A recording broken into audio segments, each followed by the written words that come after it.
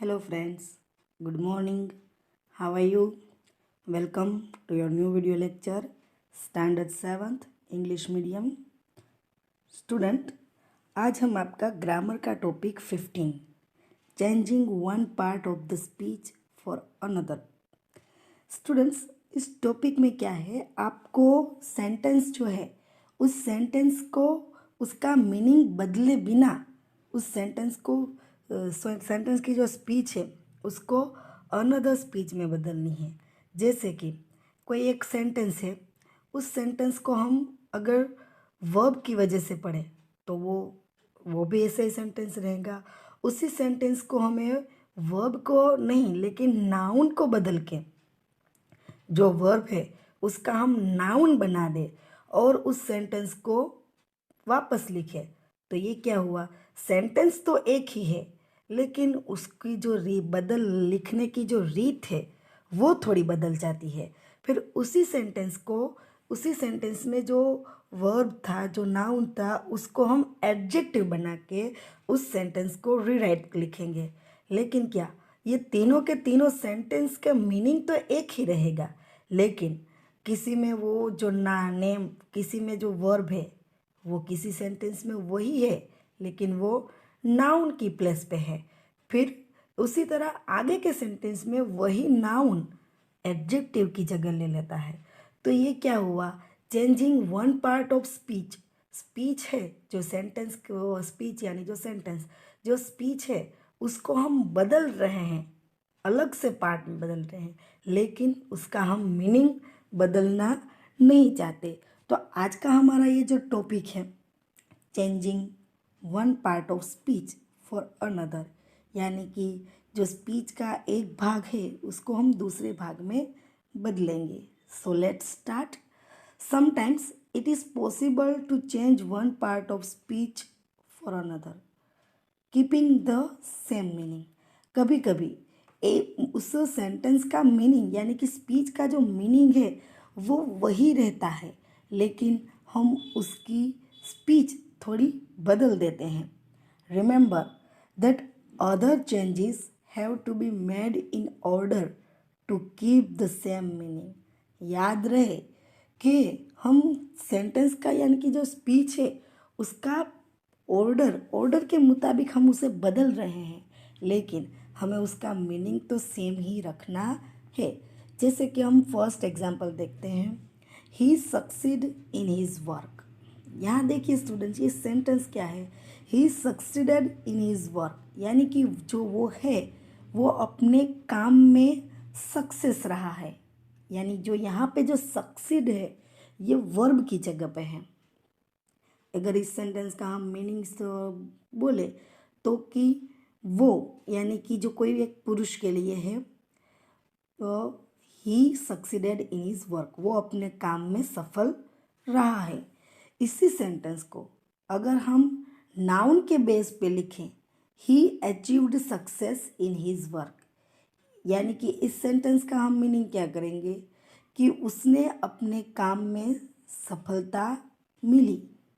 यहाँ पे जो सक्सीडेड है फर्स्ट सेंटेंस में वो वर्ब की जगह है, वही सक्सेस को सेकंड लाइन में यानी कि सेकंड एग्जाम्पल में उसे नाउन की जगह दे दी है। सक्सेस वो नाउन है, सक्सीड वो उसका वर्ब हो जाता है।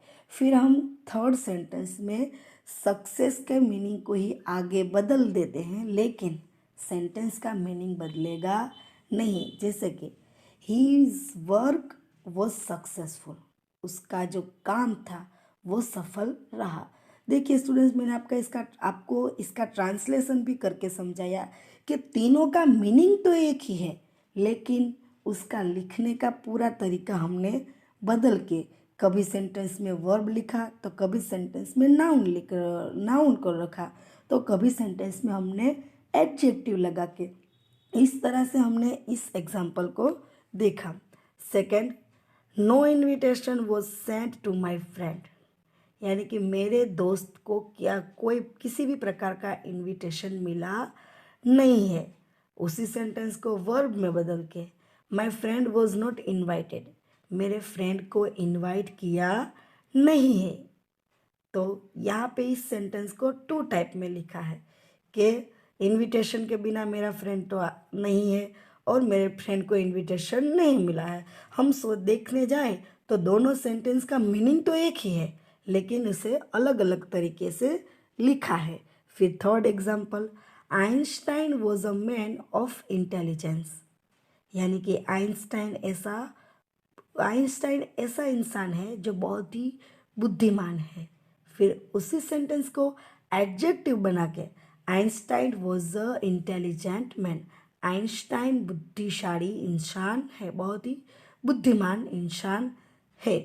तो देखा स्टूडेंट्स किस तरह से चेंजिंग वन पार्ट से स्पीच का पार्ट चेंज कर दिया, लेकिन उसका मीनिंग तो सेम ही रहा है।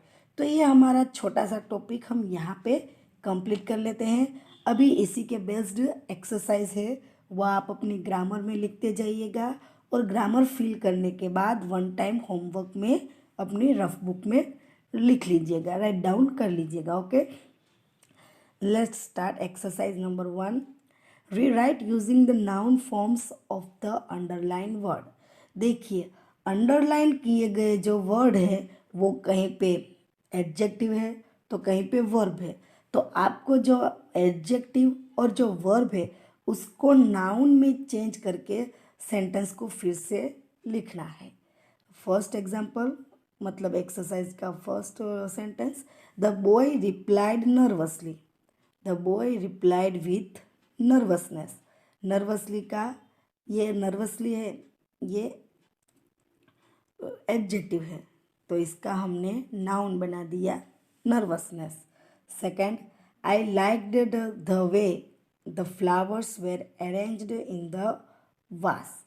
आई liked the arrangement of the flower in the vase. Arranged है वो वर्ब है और इसका हमने नाउन बना दिया अरेंजमेंट।